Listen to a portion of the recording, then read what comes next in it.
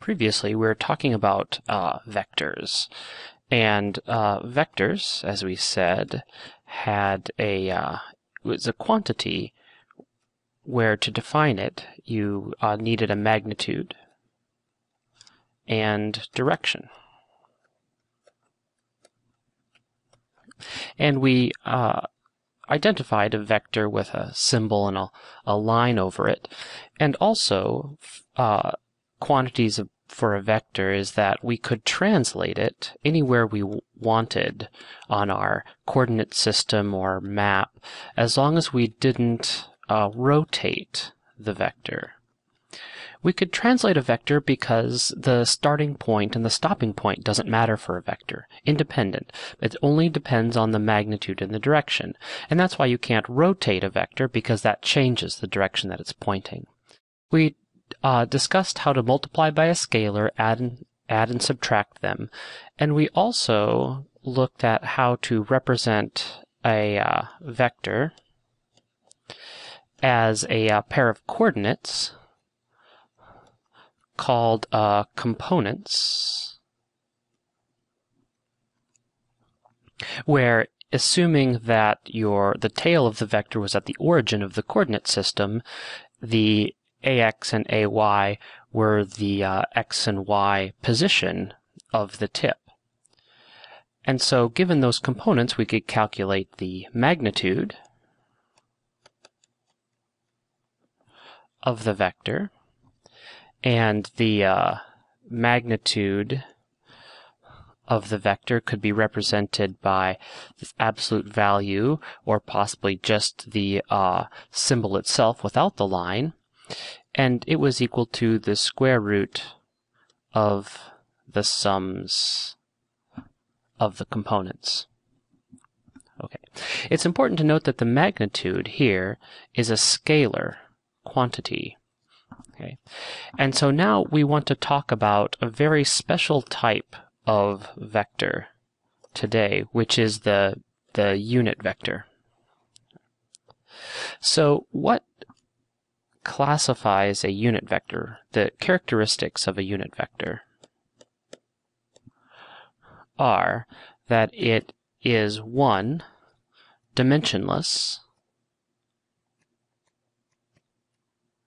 So it does not have any units. It's not a length, meters or meters per second. It has to be dimensionless. And the second quantity of a unit vector is it has a magnitude of 1. So what does that mean exactly? So say if I had a unit vector then, unit vector, it would, and I wanted to write its magnitude and direction, its magnitude would always be 1, and then it would have some direction associated with it. Because it's a special type of vector, we have a special type of notation, which is the symbol with a little caret over it, or a little hat, we call it. So we call that a hat. Now what makes a unit vector special is that it gives you information about the direction of the vector.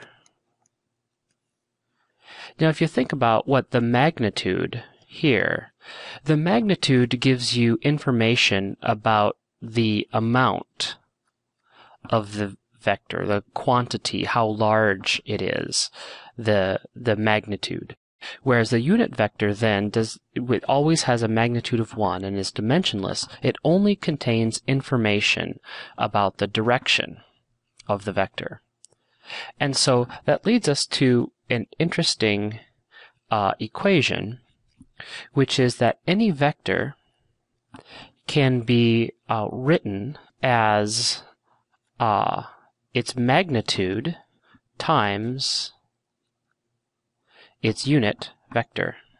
And we'll just a little box around that, because this is an important way to look at a vector, where we've decomposed our vector into a quantity that that contains the information concerning the amount of the vector, and a quantity that contains the information just about the direction of the vector. So let's look at an example. So let's say I have a vector A, and it is has a magnitude here of 5 meters, and it has a direction then of, we're going to give ourselves a nice triangle, 36.87 degrees counterclockwise from the positive x-axis. And so this can be rewritten as a scalar 5 meters times the vector of magnitude 1 and dimensionless with a direction 36.87 degrees counterclockwise from the positive x-axis. And so in this case here, this is the magnitude A, and this is the unit vector A hat that contains the direction information, while the magnitude contains the information of the amount. It's useful to turn this around for a minute and look at it. Imagine you're solving for A hat.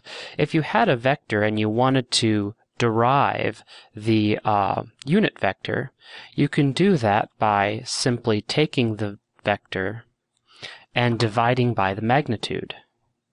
So, for example, if I do this, and I just 1 over 5 meters, that's 1 over the magnitude, times the original vector, which is 5 meters, 36.87 degrees, counterclockwise x. If I then multiply this through, I multiply the scalar by the magnitude, the meters, units cancel, the 5s cancel, I end up with 36.87 degrees.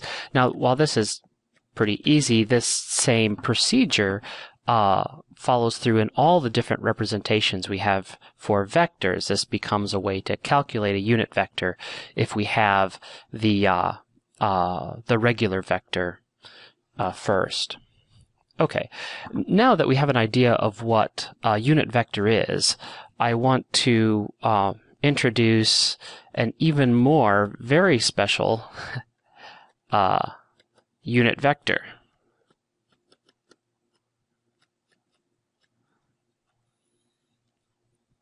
Okay, so let's go back to our coordinate system. We'll give ourselves a coordinate system here. And so in a coordinate system, I always want to identify my positive x, positive y axis, and this will work in 3 dimensions, but we'll just stay in 2 dimensions for now. And I'm going to call the vector I hat to be a vector, it's a unit vector, so it has magnitude 1, and it points along the positive x axis. And so it would be a vector that has a magnitude 1 and it points along the positive x. My other vector, called j hat, also has a magnitude 1 and it has a direction along the positive y axis. And so if this is I hat, then j hat, it points along the positive y. Now, it's important, while these are, we'll use these vectors over and over, it's important to remember that they're just vectors. They have special conditions. They have magnitude 1, and these particular ones have specific directions that they point. But in every respect, we can treat them like normal vectors. So if we were to represent them in with coordinates, if we were to look at the coordinates, I hat is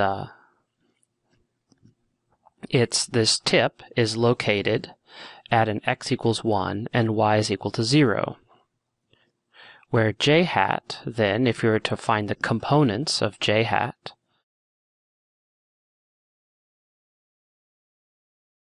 the tip is at x is equal to 0 and y is equal to 1. And so that is the how we would write those same unit vectors, just in terms of a ordered pair of their components. So let's go back to this vector that we had before, this one here. If we were to put that on our graph, it would point off in this direction. It has some length of 5 meters, and it had some angle counterclockwise from the positive x-axis. And so how would we represent that in component form? Well, what we do here is we'd, if we want to find the components of this, we'd draw a triangle. And the first is we need to find the x-coordinate of the tip, and that's right here. And if we used our trig rules, we would find that the x-coordinate of the tip of the vector is at x equals 4. We need to find the y-coordinate tip, and if we use our trigonometry rules, we'd find that the y-coordinate here is 3. This is a 3, 4, 5 triangle, which we sort of knew from when we set it up that way, but we could, if we didn't remember that, we could calculate these. This is the hypotenuse times cosine theta, and this is the hypotenuse times sine theta. So here's our vector A now in component form. So let us take a look at how another way we can represent this vector A in terms of these new, very special unit vectors. So imagine a vector along the x-axis that covers the base of this triangle. So that first vector, we'll call it A1 here. So this A1 vector is going to have a magnitude 4, and it points along the positive x-axis. Well, so that is the same as 4 times the unit vector along the positive x-axis, which is I hat. So then, if I want to look at this second vector here, which I'll call A2, A2 has a magnitude of 3. It points along the positive y-axis, and so it's the same as a magnitude 3 times a unit vector along the positive y-axis, which is j hat. So, since the sum of these two vectors gives me my original vector A, I can rewrite my vector A as 4 I hat plus 3 j hat. Now this is referred to as writing the vector in component form, and probably the most common way in which we work with vectors. But it's important to know that both of these are individual vectors. We're writing this as the sum of two vectors, one along the x direction and one along the y. These, the 4 and the 3, are the components, the x and y components, and then the I and the j are the unit vectors along the x and the y axis. And so this is component form. And so this is how we use now the unit vectors to be able to write the a new way of working with vectors. And in the next segment, we'll learn how to add the vectors in component form.